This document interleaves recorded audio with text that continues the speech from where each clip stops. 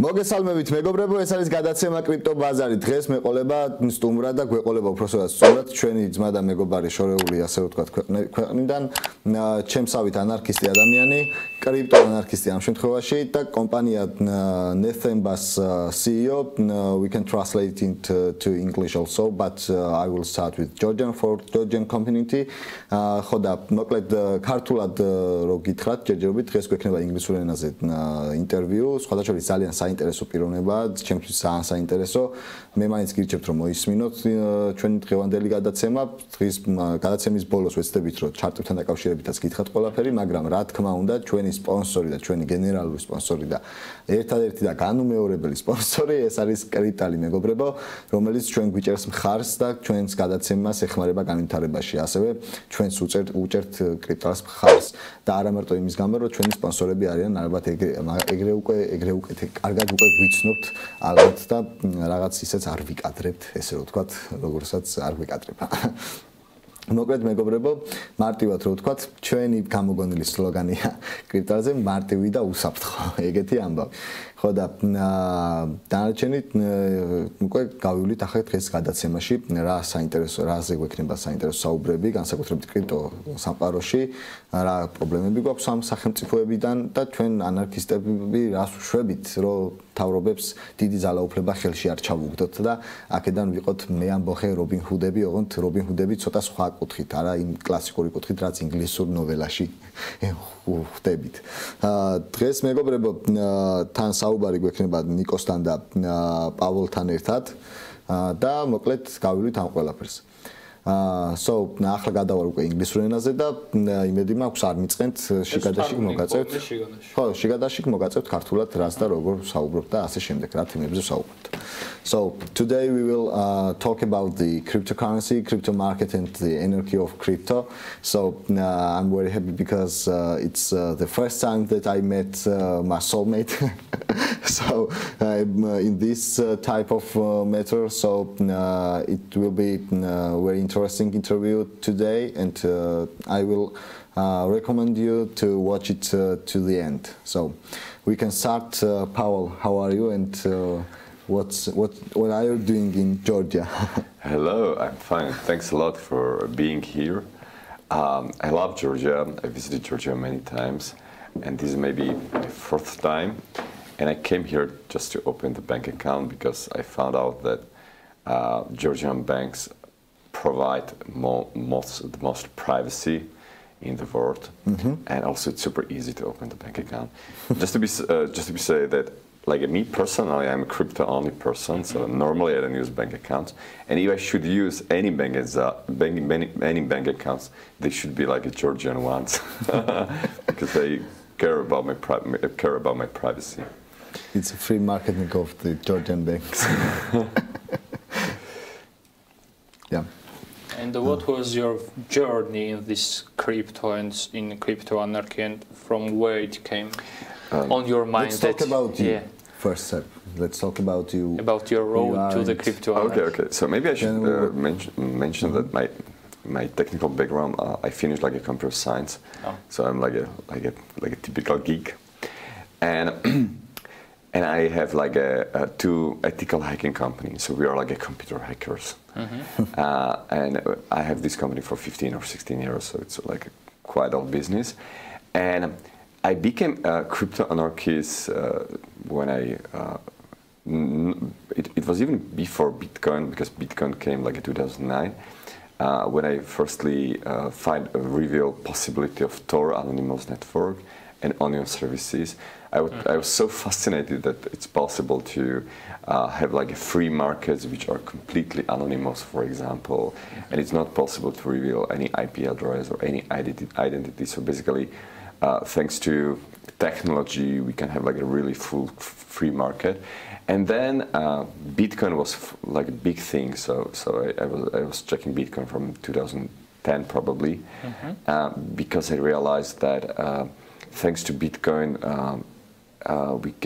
we can sell, we can buy services, product.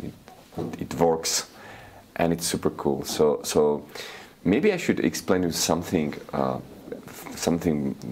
more local, from a local environment from Czechoslovakia or Czech Republic and Slovakia.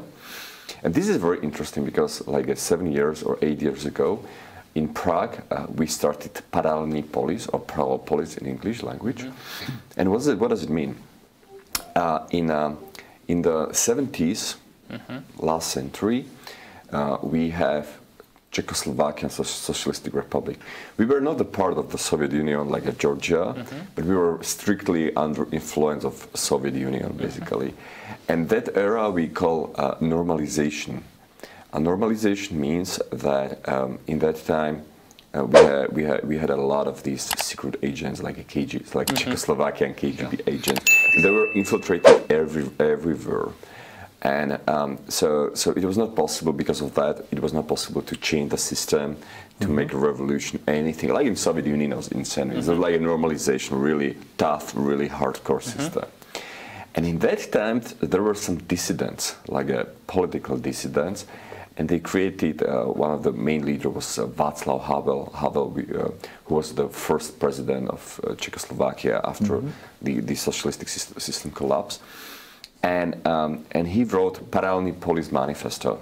And Paralelní polis Manifesto, he basically declared that despite the fact that around us we have like a socialistic or communistic regime, you know, and everything is, we have like surveillance, and we have to indoctrinate our children in the government schools.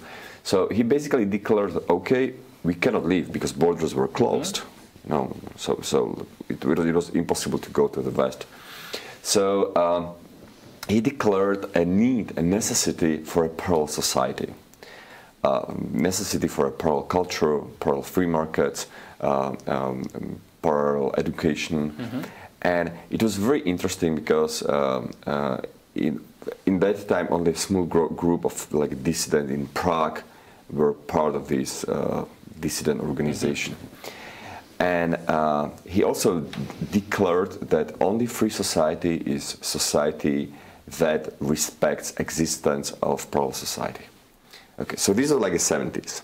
And then, in the beginning of 90s, there was a cypherpunk movement in California, in San Francisco.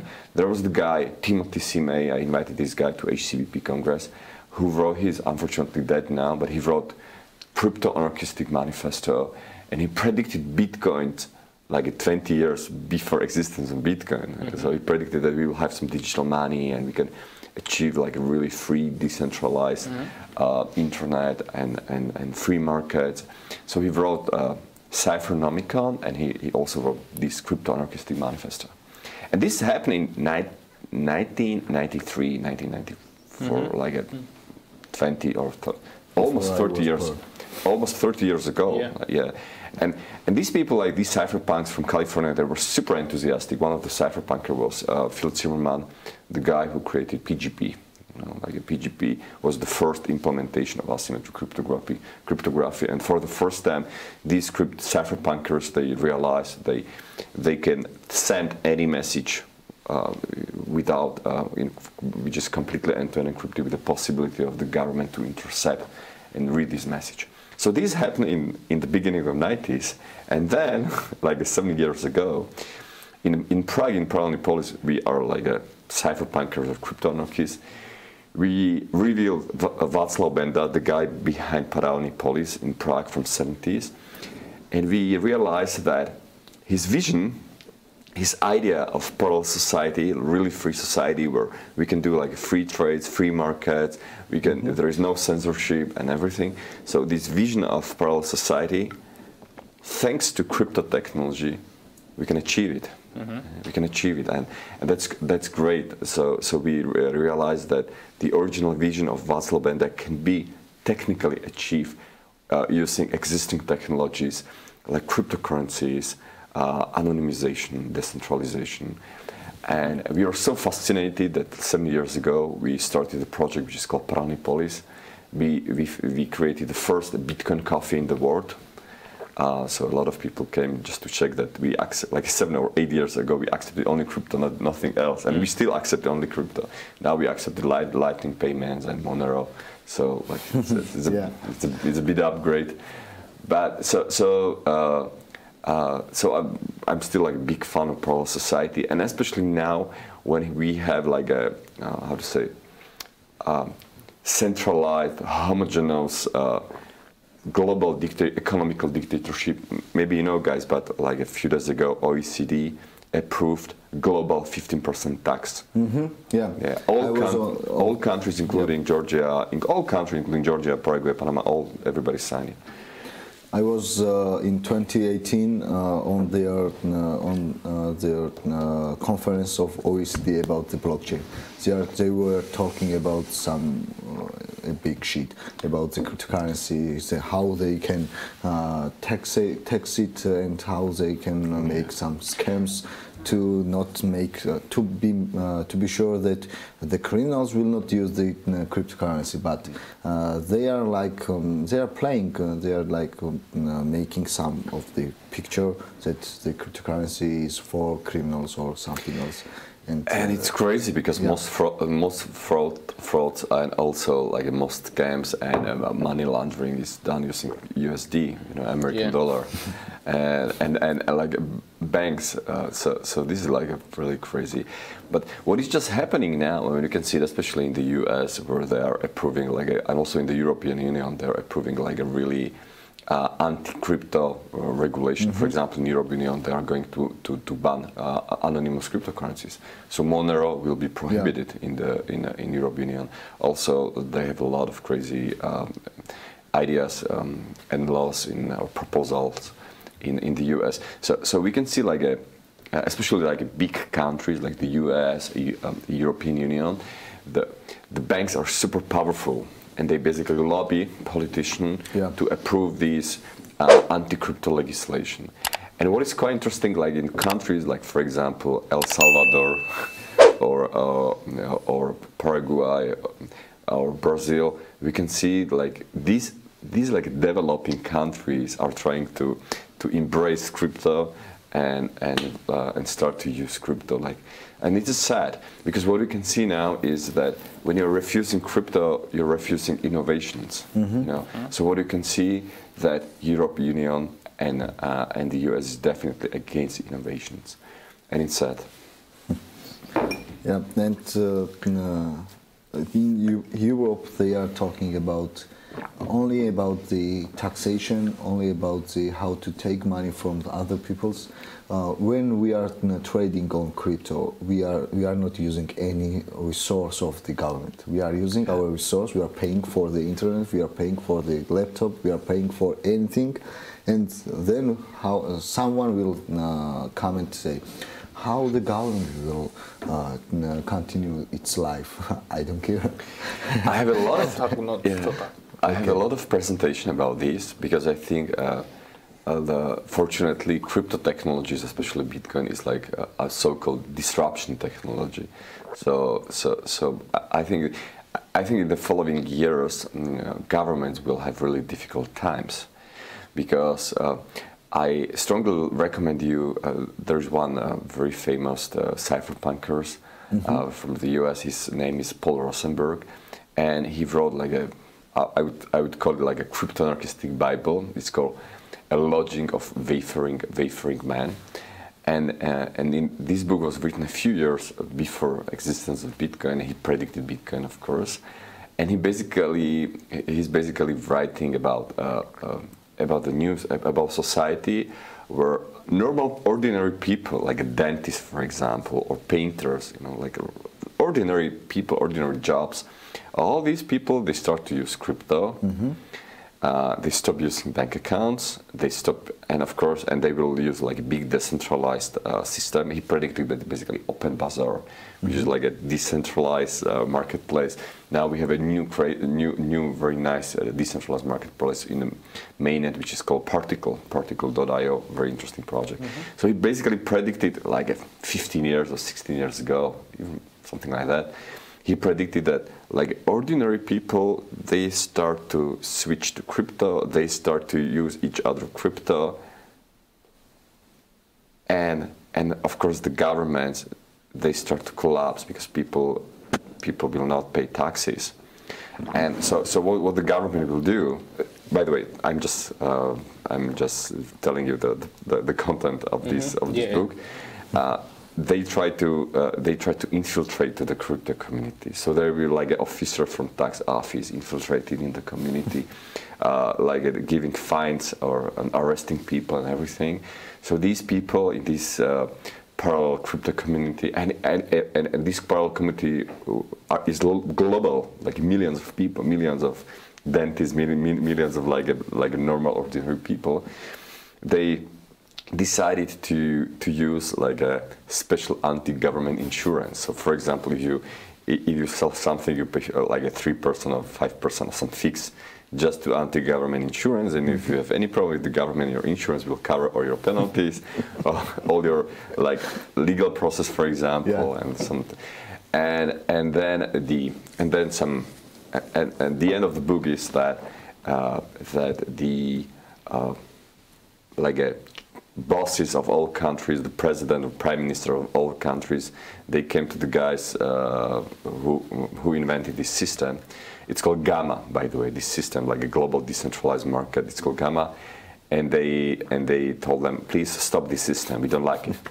And they just answer, I'm sorry, but it's completely decentralized. We cannot do it. It's like an enforced protocol. We cannot do that. We cannot change it. It's they don't understand the decentralized, what it means. Yeah. So what you are just asking me, it was written like a sci-fi, but it will become reality in the following years probably, and we will see. But I think that, especially, probably not in Georgia, because it seems like Georgia is crypto friendly, also it pays zero taxes. By the way, in my country, Slovakia, we pay almost 40% taxes from crypto. So when you want to buy and sell crypto, you pay 25% like an income tax, another 14% like healthcare insurance. In Slovakia, you pay healthcare insurance from every crypto transaction. So to get it doesn't make sense, so don't ask me why. It doesn't make sense at all. But finally, in Slovakia, you pay almost 40% from each crypto transaction. And we are talking not about crypto to fiat, like a tax event is even like a crypto to crypto, for example. So if you have, or if you stake crypto, you have some shitcoin, or just stake crypto, is like tax event, and you should pay 40%. So in Slovakia, we have probably the worst crypto legislation in the world. Yeah, the Israelis has very bad, the worst, I think, regulations. Because if you have the crypto, for example, Bitcoin or Ethereum, and they define it as the real estate. And when you sell it, they don't care how much you pay for it. It's Israel. Yeah. Okay. How much you paid for it, or how much you sold it. If you sold it, you should pay the fixed tax from the market money which you get. Okay. For example, I bought the Bitcoin on $30,000, and I sold it, for example, on $40,000. I should pay 40% from the $40,000. That's crazy. If I bought it on, for example, on $40,000 and sold it on $30,000, I should pay the taxes from the $30,000. In Slovakia or Czech Republic, you should pay like 40% from your profit. So if you bought it, for example, for 39,000, and you sold it for 40,000, your profit is 1,000. So you should pay 40% from 1,000, which is like 400. Yeah, from the profit. For the profit. Yeah, they don't care about the profit. But if you lost, so for example, you buy it for 39 and you sold it for 30,000, so you are basically in loss 9,000. Nobody cares. It's your problem. You cannot use it as an expense. You cannot expect. I'm sorry. So basically, government in Europe, especially in Slovakia, Czech Republic, they want a profit if you risk and you earn some money from crypto. But if you're lost and you're a loser, it is your problem. So that's the current legislation, You're a loser, we can briefly translate in Georgia. Okay. He will translate in Georgia. I will explain briefly and then we can continue. So, ესე იგი, თავიდან მკითხეთ, ზოგადად როგორ მოხდა ამ სფეროში, ზოგადად კრიპტოში და პრინციპში ჯერ საქართველოზე მოყვა უკვე მეოთხედარი აქვს საქართველოში, ასევე აღნიშნავს იმასაც, რომ ძალიან მარტივი აქვს საბანკო ტრანზაქციების განხორციელება, ასევე ბანკის ანგარიშის გახსნა და შესაბამისად ეს და ასევე როგორც თქვა, ბანკები იცავენ კონფიდენციალობას. შემდგომ თქვას ზოგადად საიდან მოვიდა მისი შთაგონება, ასე ვთქვათ, კრიპტოანარქიაზე. 70-იანი წლებია ახსენა ჩეხოსლოვაკიის მაგალითზე და სწორედ მან იყო ესეთი მოძრაობები, იყვნენ დისიდენტები, რომლებიც ამბობდნენ, რომ ზოგადად უნდა შეიქმნას თავისუფალი, ასე ვთქვათ, მიმოცვლა ადამიანებს შორის, კი მართალია ისინი შემოსაზღვრული იყვნენ რაღაცა საბჭოთა კავშირით და სხვა ქვეყნებით და არ შეეძლოთ საზღვრებს გარეთ გასვლა, მაგრამ მაინც ცდილობდნენ, რომ რაღაც თავისუფლება მოეპოვებინათ, თუნდაც იმ პატარა, ასე ვთქვათ, მიწაზე. შემდგომ შთაგონების მეორე წყარო იყო საიბერ ბანკები 90-იანი წლების ერთ-ერთი ცნობილი ამერიკელ საიბერ ბანკზე საუბრობდა, რომელსაც სხვათა შორის ჰქონდა წინასწარმეტყველება რაღაც ტექნოლოგიაზე, რომელიც გავდა, ასე ვთქვათ, ბიტკოინის პრინციპში ძალიან ბევრს ჰქონდა, სხვათა შორის ჩვენ რო გვიყვარს და ხალხისთვის, აქაური ხალხისთვის უფრო ცნობილ მილტონ ფრიდმანსაც ჰქონდა პრინციპში რაღაცა მსგავსი რაღაცეები, რომ რაღაცა ციფრული და მიუკვლევადი, ასე ვთქვათ, და მესამე ნაწილისგან განშორებული იქნებოდა რაღაც ფული არსებობდა ესეთი და პრინციპში როდესაც ამ პიროვნებამ ჩვენმა სტუმარმა გაიგო ბიტკოინის შესახებ 2010 წლიდან უკვე აქტიურად დაინტერესდა ასევე ის წლებია სადღაც 15-16 წელია კომპანია სადაც ამ კომპიუტერებით და ესე იგი ჰაკერობით თუ ასე ვთქვათ მიახლოებული საქმიანობით არიან დაკავებული ალბათ სხვა რაღაცასაც გულისხმობდა აქ და ასევე ქონდა გახსნილი კაფე და დღემდე არსებობს ის კაფე, სადაც იღებენ, ასე ვთქვათ, კრიპტოში გადახდებს, აწარმოებენ გადახდებს, ასევე მოკლედ თქვა და ახსენა, რომ ახალი წესი შემოვიდა და რომელსაც თითქმის ყველა ქვეყანა მოაწერა, სადაც 15%, ხო? 15% მინიმუმ გადასახადზე გვაქვს მოკლედ ყველა ქვეყანას ხელი მოწერილი, მისი თქმით, რაც ძალიან ცუდია და იმასაც აღნიშნავს, რომ მაგალითად ისეთი განვითარებული ქვეყანა როგორც ელ-სალვადორია ისიც კი ცდილობს უკვე რომ მოახდინოს ბიტკოინის იმპლემენტაცია და ძირითადად ეს იყო ხო პრინციპში კიდე რამის ხوار დამატებ სლოვაკეთის საგადასახადო სისტემა ხო თავისი სლოვაკეთის საგადასახადო სისტემა ახსენა სადაც კრიპტოდან მოგების 40%-ზე. მაგრამ თუ წაგე შენ ხარ ბანძი და ამიტომ მაინც უნდა გადაიხადო. მაინც უნდა გადაიხადო? სერიოზულად?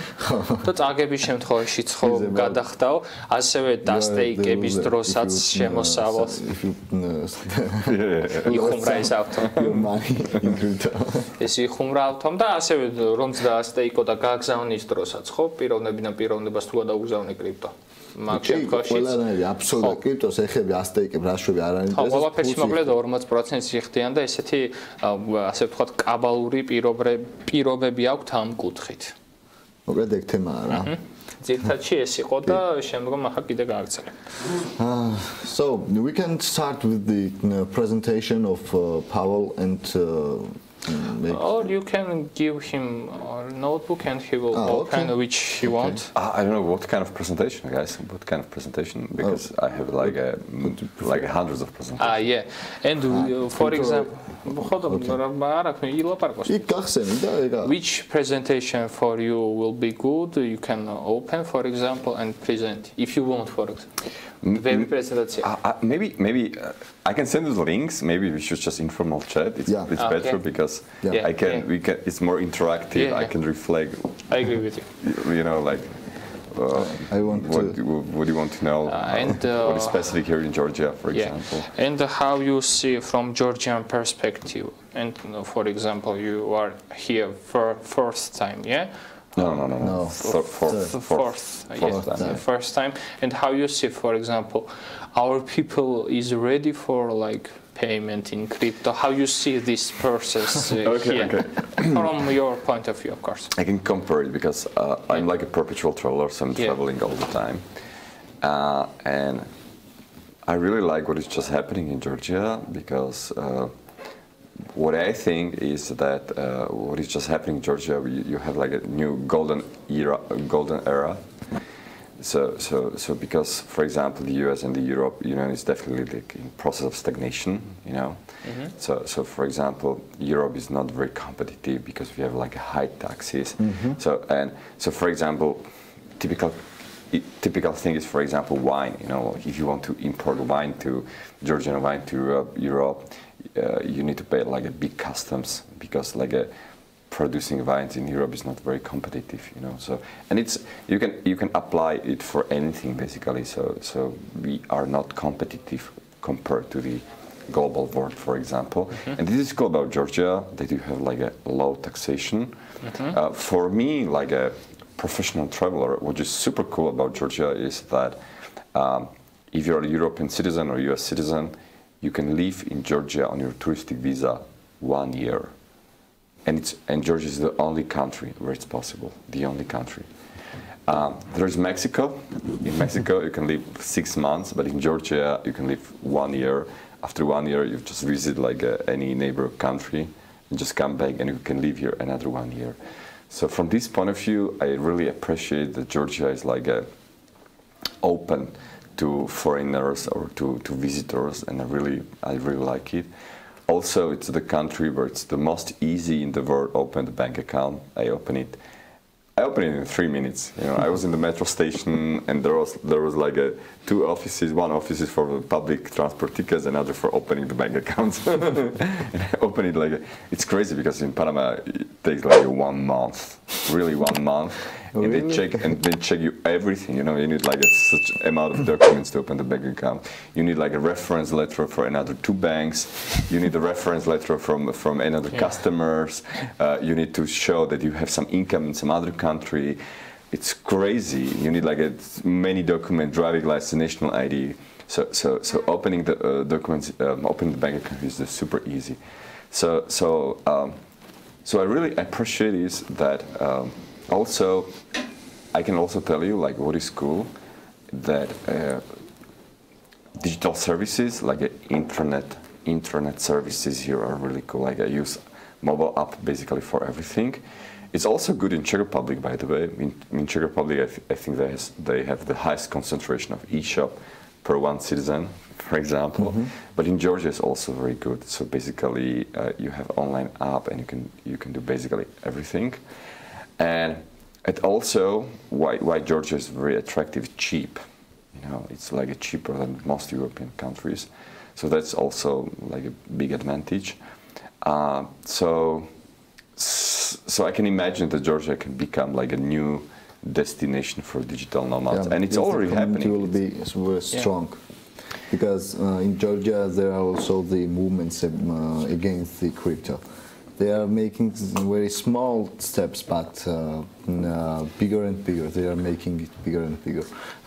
For example, the Central Bank of Georgia is talking about the central cryptocurrency that they will introduce the digital lari. Yeah, this is like and it will be competitive in this market. They think so.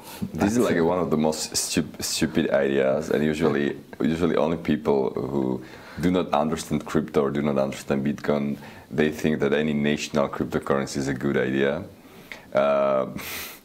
Like I would say that, for example, there is Venezuelan cryptocurrency, we just call it's an official government cryptocurrency. We just call Petro, and most crypto exchanges consider it like a scam coin, you know, like I think it has no value at all. But anyway, and this is also interesting in the European Union. One of the things why European Union is really fighting against crypto is because the bureaucrats in the European Union they want to introduce and establish a digital euro. So they have a plan. Let's start the digital euro, and that's why they hate and why they are strongly against the existing cryptocurrencies. But what's the difference between the paper euro and digital euro? For me, principal difference is that it should be decentralized, but it will not. Of course not. Of course not. So the difference is digital euro will be much more dangerous. Because digital euro, you will have no privacy at all. Yeah, of course. So basically, all transaction is basically because they will control the currency, they will have information about all transactions of all citizens. We're talking about it very open.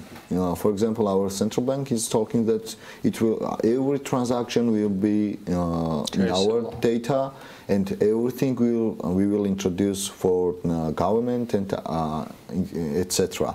And they are talking it very open. They are making it like it's a plus for the central digital money. One important information, what I would like to say to all Georgian friends and or your Georgian listeners, is that many Georgian, most Georgian, they want to be the part of the European Union. From kind of political stability, maybe it's a good idea, yeah.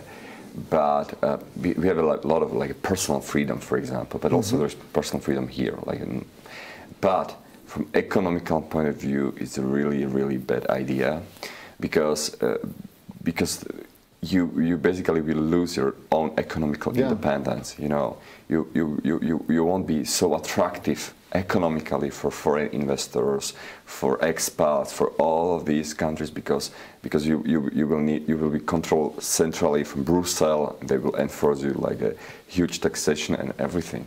So basically, from economical point of view, if you become another European state, you will become less attractive for sure. Yeah, it's about like and less independent. Yeah, it's about like if I buy today the biggest LTD's shares, and I don't have the money for example, they will introduce me to dress, for example, differently, to talk differently, to make something differently, and the TV show will not be such successful for our viewers, for example. Nice example.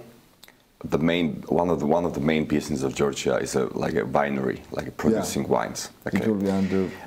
Now I don't know if there are some regulation of winery, but if there are, it's not nothing bad. It's not so critical. But if you become the European Union, a lot of crazy regulation will be enforced to all these wineries. So it means many of them, or especially small ones, they will bankrupt, because they won't be able to follow or to fulfill this regulation. So they will bankrupt. And what does it mean? There will be less wineries, and less wineries means less competition, and less competition means higher prices and less quality. So finally, Georgia will have like a more expensive wine with less quality, because only few producers can allow to fulfill this crazy European regulation. No, that you should be aware. We don't have the worst situation in winery, but we have a very bad situation in this kind of industry, because there are some kind of 2, 3 or 4 big players on the market, and they are making, for example, money on for the smaller wineries, because they are buying too much grapes, and they are not sold it.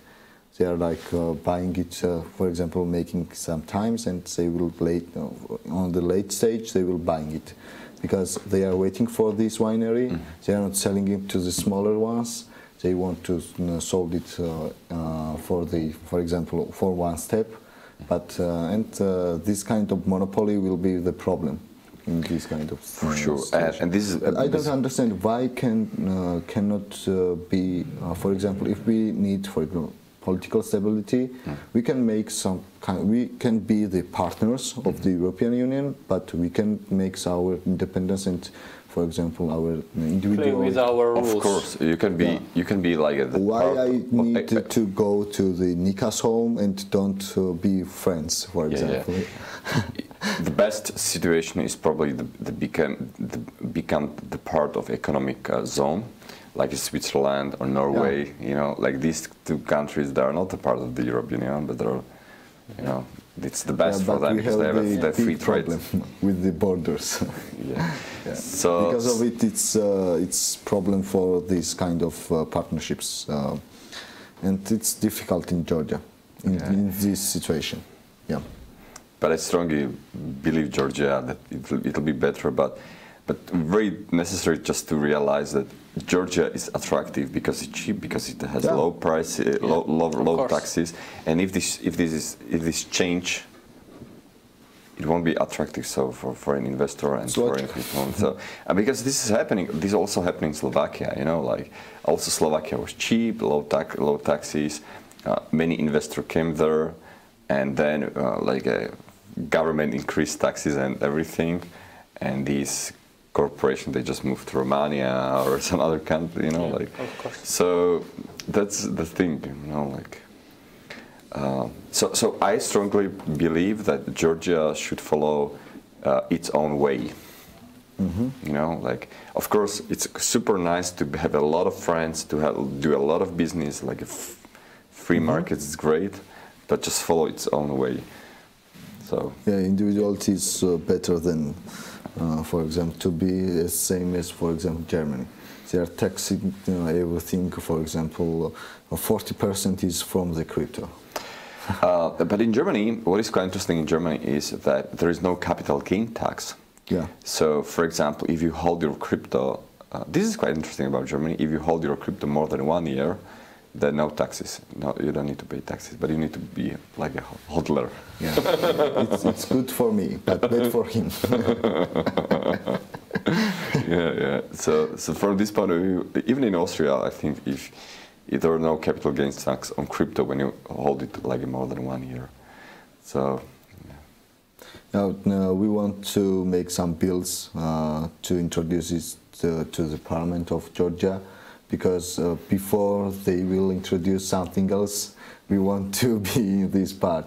There will be regulations, I'm sure, but it depends. It will be bad or the worst. I used to say that the best regulations are no regulations.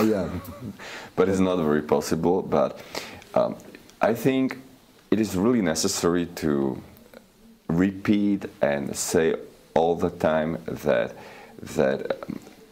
Georgia can survive only if the country will be economically attractive. And it means like low taxes, for example, and not only low taxes, like low bureaucracy, for example. So we want to have only one tax.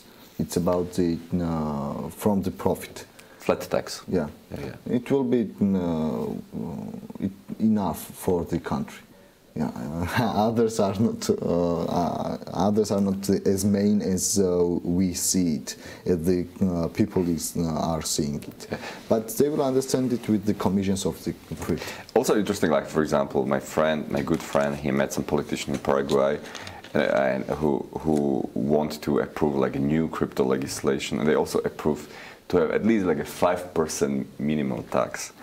But you know, when you approve 5% minimum tax in Paraguay, no one ever from crypto investor will come to Paraguay, you know, because you can choose like so many different countries with 0%. So this is exactly what you should do, you know, like you shouldn't think about like it's 5% it's okay. No, you should check all other countries and how attractive they are, especially from the crypto perspective, and how to be the best from all these crypto countries. And the best is 0. And about the, for example, about the stocks in Georgia, it's 0% for the trading on stocks. They are not making taking some taxes from this, but it's for now higher. For now, yeah, it's until the 2024. Then I don't know what will happen, but maybe they will continue in this way. But the stock market in Georgia is not growing because they don't have knowledge, they don't have environment. They okay, you have zero taxes, but you don't have anything else. Maybe we should also say that why it's Georgia's very attractive, that they still didn't sign CRS, or they signed CRS, which is Common Reporting Standard, is an international agreement where all countries which sign CRS, they decided to exchange tax information about all their citizens. And Georgia signed it, but it will be valid from 2023. So it means that for example, Georgian banks or Georgian crypto exchanges, they do not report information to other countries. They do not share this information to other countries, because most countries in the world, especially Europe, all European countries, the US, and also Caribbean countries, they signed CRS and it's enforced. So I would say that that Georgia is one of the last safe haven if you really care about like a banking privacy. There are not any questions about the governments or taxation or some systems yet, but we can talk about now about your favorite. If we can talk about your favorite coins or your favorite project. Oh, okay. Good question. I'm sure that it will be the privacy system. Yeah. Okay. So I like Bitcoin because Bitcoin is like a like digital gold, basically, and it's default, and I mean it's default, it's standard. You know, like I don't believe that in 5 years there will be some other cryptocurrency superior to Bitcoin. Like Bitcoin won. Right? That's what we should. Like I didn't want to believe it, but Bitcoin won. Bitcoin is the main player. Yeah. But because I'm crypto anarchist, my favorite coin is of course Monero.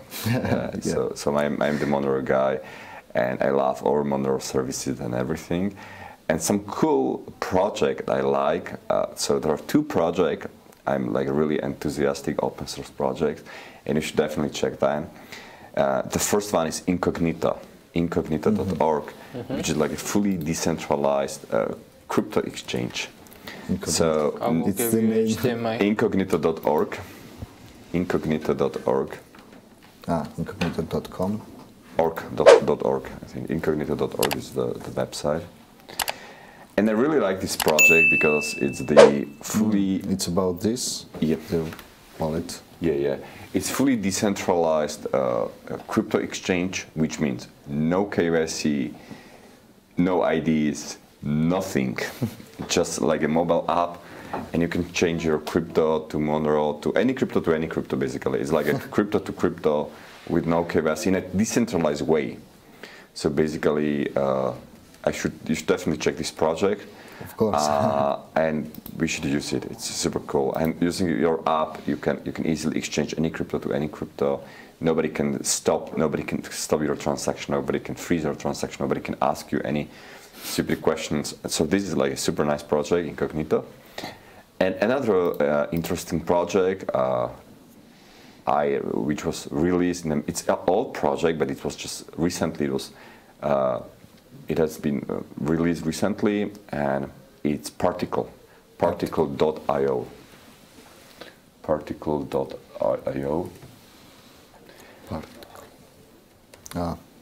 No, just Particle without last A. Okay.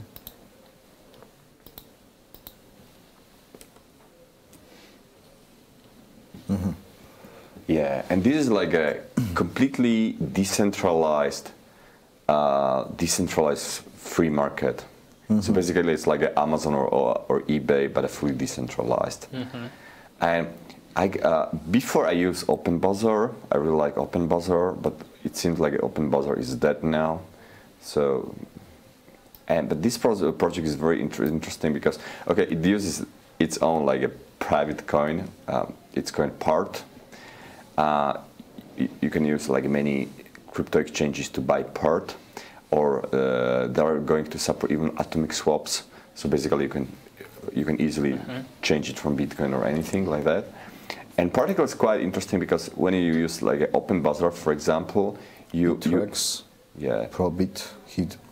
BTC, they are on Bittrex. It's good because I like it. Yeah. And parties can be really anonymous. So it uses like a ring confidential transactions, like Monero. So basically, when you make part transaction, source, destination address, even amount, everything is hidden in the blockchain. So no information at all. And you can sell any product in Georgia or any services for crypto. Cool thing is because it's decentralized, you don't need to pay any fee from selling your products or services, like in case of Amazon or eBay. The only thing what you have to pay is when you want to be listed on the public markets, because in Open Bazar you have to have your running node all the time. In this situation, in case of incognito, you don't have to have your own node, so everybody can basically use it. It's super easy. You just need to pay for listing, public listing of your service or product you want to sell. And in this situation, you pay nothing, like I don't know, some cents. Basically, it's some cents of dollars, and you pay this amount of money to miners. So basically, these miners they are providing this marketplace. Yeah. So this is another interesting project, like a particle. Coin listing applications, they have everything here. Yeah. So these two projects, these are like a truly, how to say, crypto anarchistic projects. You know, like a decentralized free market with a completely anonymous crypto, and a fully decentralized anonymous crypto exchange. You know, with no. I think that I really hate like KYC because KYC is one of the biggest intrusion into our privacy. Yeah. But unfortunately, it's enforced by the government, the regulators. But yeah, and that's why we should use these projects. So these are my two last favorite projects. Marketplace for sellers. So, yacht for phonograph, record mix. They are selling anything.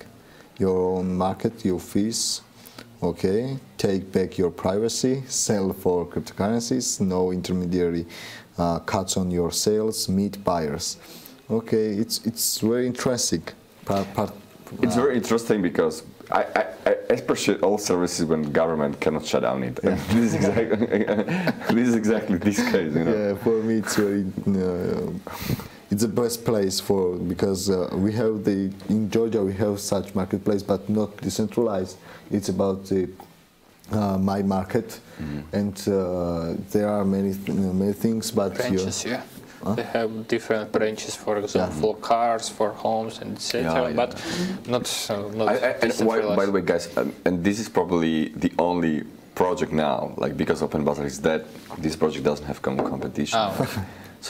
So we have just this project, nothing else, and, you know.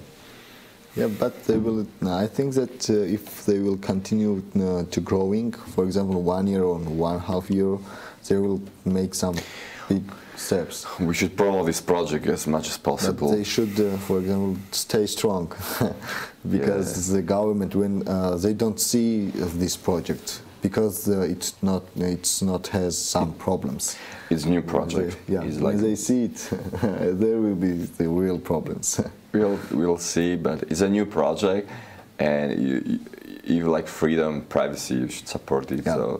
So I started to offer like because in my company Liberation Travel, we are offering like a permanent residencies in Paraguay and Panama. So I started to use this particle for offering permanent residencies in Paraguay. So they have everything. They also have like a particle white paper, privacy from 17. They can have it's open. Huh? Yeah. Well, they are parenting for 4 years, I guess. Particle. Another Greg Maxwell, timeline, okay. Ido Kaiser, private marketplace by Ido. And everything you need is like completely clicking. You just need to download this particle desktop. They support all platforms, and on this particle desktop you can. It's not found. What? The Greg's confidential transaction. Yeah, maybe we should report. Yeah. Send some report.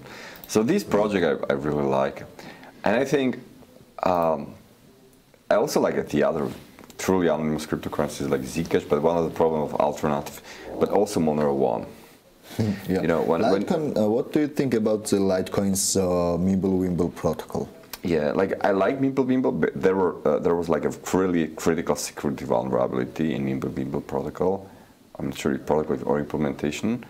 It's very interesting, but the same problem like nobody uses it. You know, no liquidity, no network. This is like super interesting. Like that's why Georgian digital cryptocurrency won't work, because no network effect. Yeah. Yeah. There are like hundreds, if not thousands, alternatives to Facebook, even better than Facebook. But nobody will use it because there is no network effect, and that's we can say about any national currency. Yeah. So this is the problem.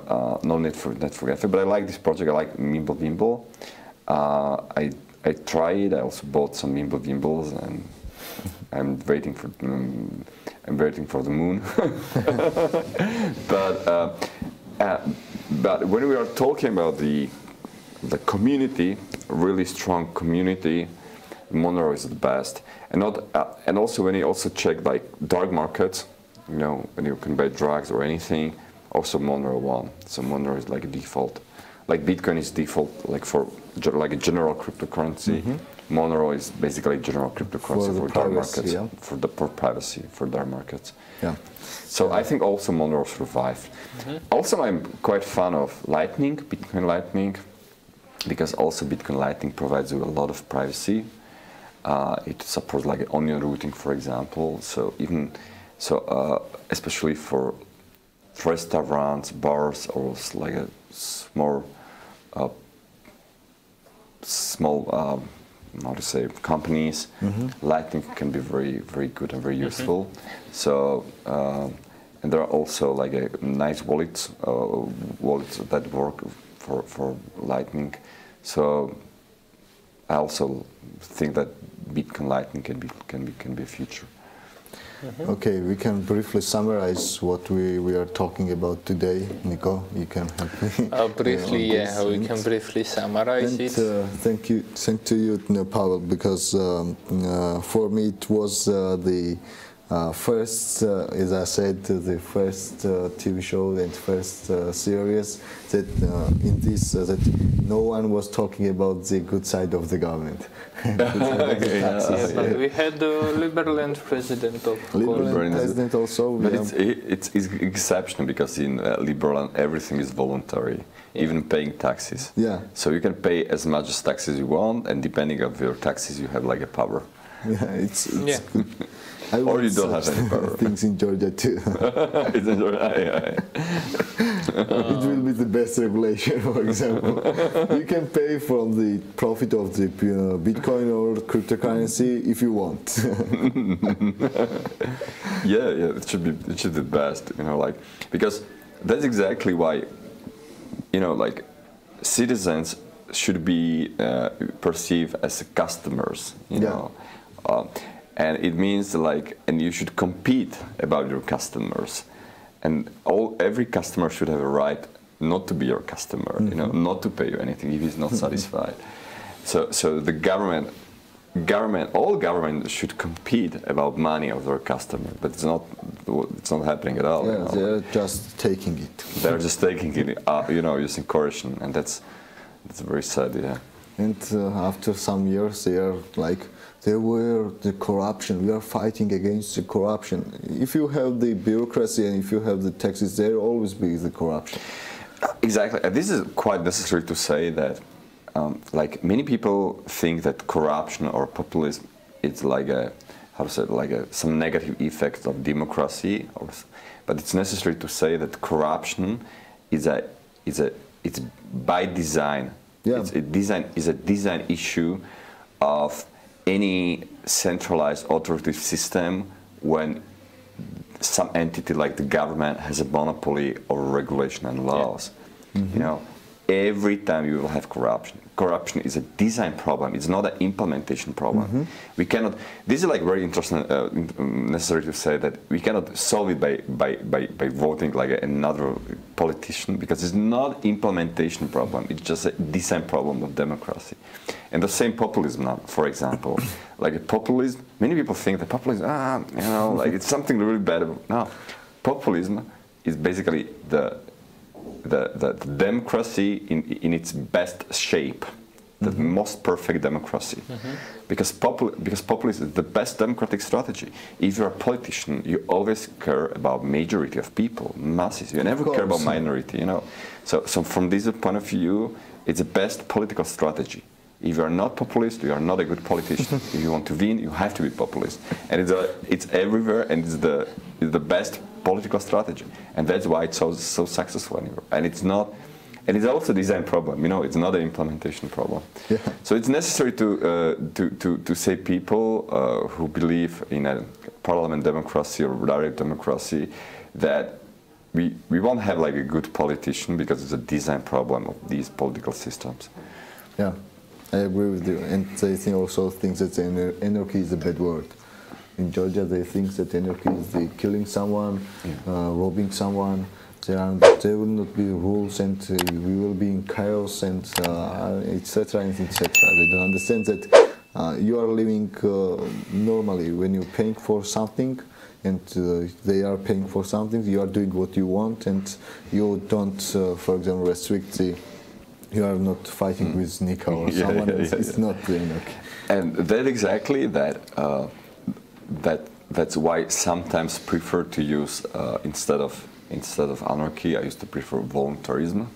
Yeah. Voluntarism, which basically means voluntarism. I believe that all human relationships should be always mutually voluntary, and I refuse involuntary relationship.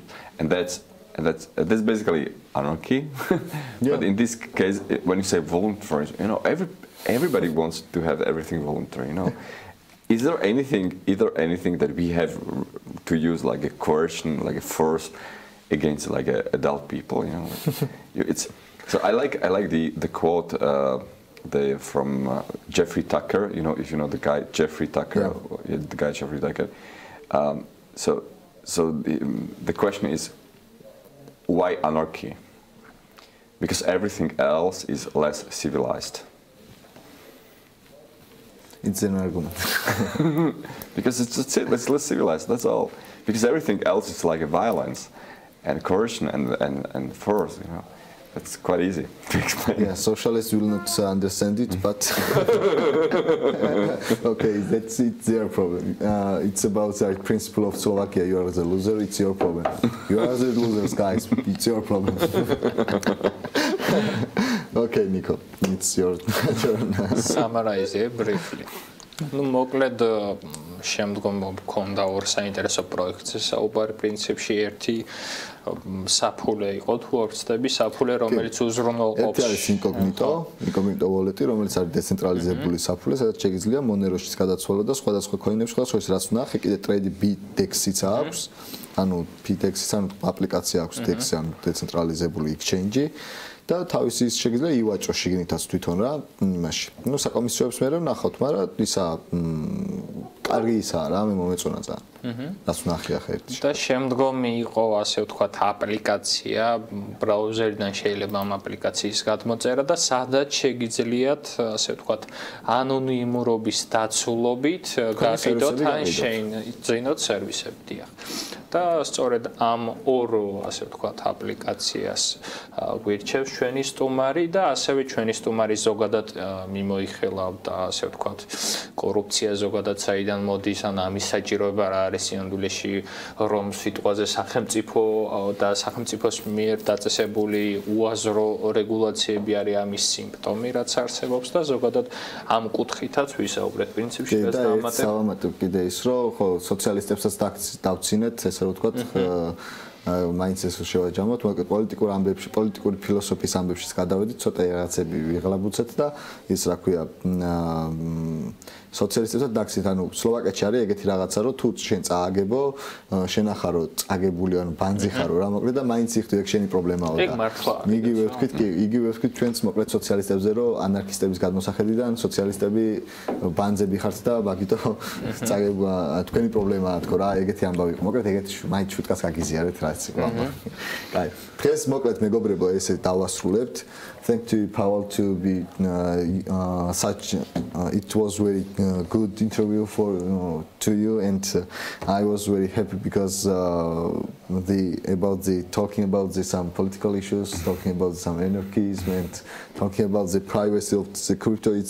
For me it's the main reason why I turned from the standard business and from the standard living to the cryptocurrency.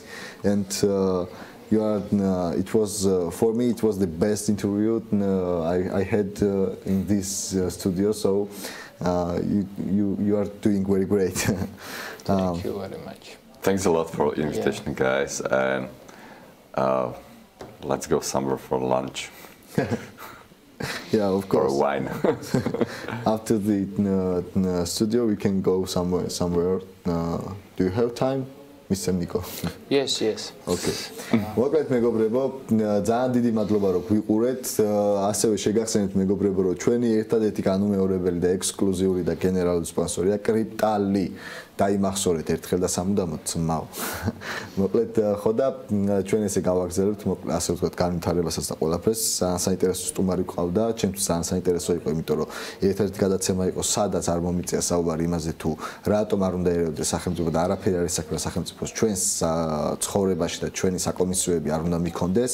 ერთადერთი სტუმარი იყო ადამიანი და ძალიან გამისწორდა მოკლედ მე. მაგრამ ახლა რაც არ გამისწორდა და რაც ასე ვთქვათ, მე ცოტა მოვწყვი სამყაროს და რეალობას და მე რაც შემატყობინეს ახლა და თქვენც რაც მითხარით ბათუმის ამბები, ბათუმში დაღუპულა თუ მე ადამიანები სახლი ჩამოქცეულაო, რა ვიცი ვიზიარებთ, რაც შეგვიძლია და ნუ სიტყვების იქეთ თუ რამეს მოვიფიქრებთ, ვეცდებით რომ მინიმუმ იმ ბავშვებს და ვინც გადარჩნენ ცოცხალი რაღაცნაირად მაინც შევსრულოთ მინიმუმ ჩვენი ცოდნით და რესურსებით რაც გვაქვს.